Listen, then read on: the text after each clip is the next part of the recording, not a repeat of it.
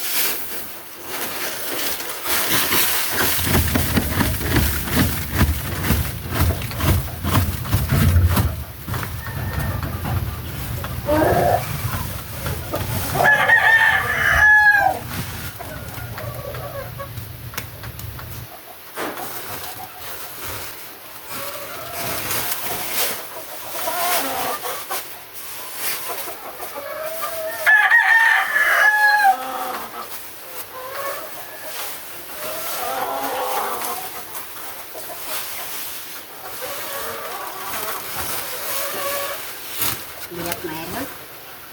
At ini.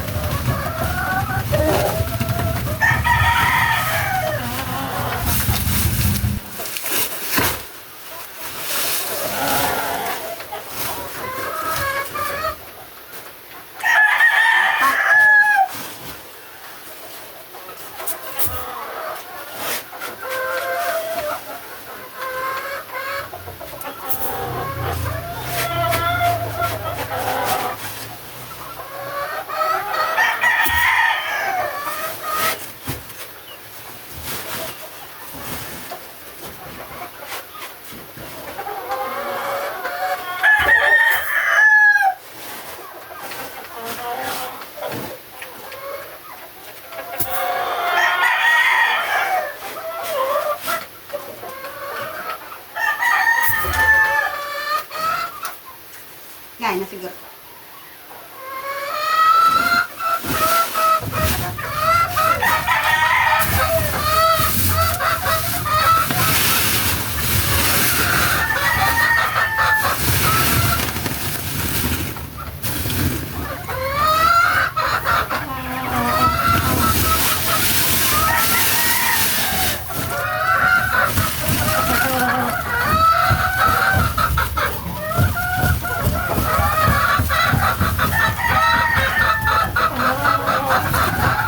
Yun.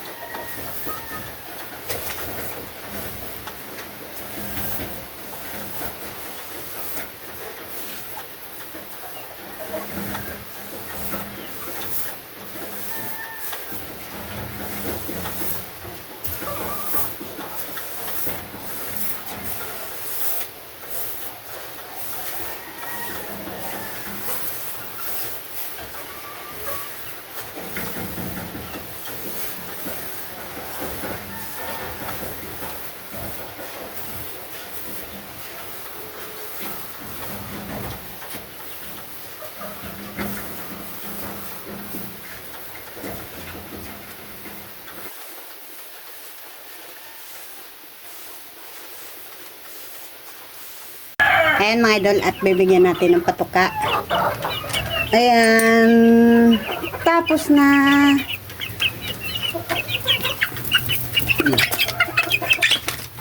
Bagong bago na yung mga idol. O, ayan. O, diba? Maaliwalas ng tignan. Saka yan, kumakain na. Yan ang mga idol. Tapos, saka na natin to ibabalik itong hapunan. Itong hapunan, ibalik natin sa dati. At ito, papakainin muna natin yung aking sisiw. Tapos, bibigyan ko yan mga idol ng vitamins. Maliwalas na tignan yung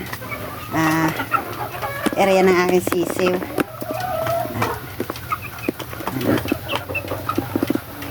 At nanang ko na ng bugitis. Ayan o.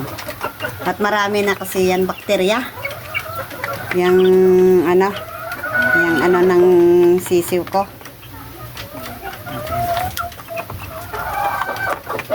At maganda-ganda ngayon mga idol. At umaaraw na.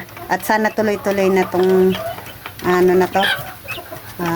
Nagpakita si Haring Araw para yung tubig sa palayan ay na rin, maghupa-hupa. Mga idol na kumakain na.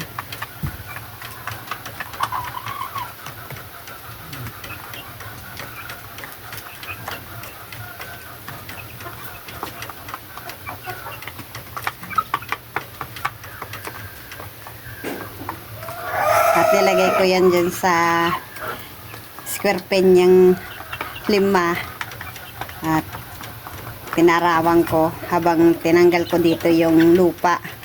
Bali yung lupa mga idol. Ayan o. Ayan o. Dito yan sa loob at nilagay ko dyan. Ayan o.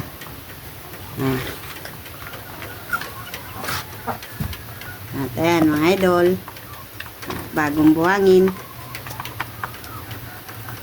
Kasi ang problema lang natin talaga mga idol, ang katulong pag siyempre ilalagay natin sa balde tapos saka ilalagay doon sa motor at matangkad kasi yung doon sa inarihan at hindi ko kaya. Buti na lang si Keo at nandoon at inano ko na sabi ko siya kumuha ng kahoy at ako din ay nangunguha ng buhangin. Puno na yung sakong nilagyan niya ng kahoy. At yan, tinulungan na ako magsako ng buhangin. Tapos, tinulungan ko rin siya magkuha ng kahoy. At maliliit lang mga idol yung kahoy. At pwede nang sa iluto. Yung sa pugon. Kasi mahal ngayon mga idol ang shilin. Kaya, kuya si Kiw ngayon, kahoy ang ginagamit nila. Ayan o. Yung mahina ko, maano na siya. Yan, lumalaban na. At sana tuloy-tuloy na to hanggang sa paglaki itong aking sisiw at hindi magkasakit. At mamaya, papainom ko yan ng vitamins, idol.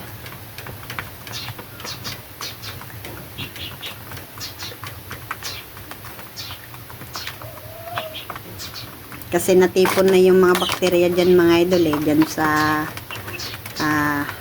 dito sa breedingan, yung ipot, tapos papatungan, isprayan, papatungan, nandyan na rin yung singaw at kailangan na naman natin na tanggalin at palitan naman. At 2 sako mga idol, tamang tama lang dito sa breedingan mga idol. At naglagay na ako ng buhangin at ng init.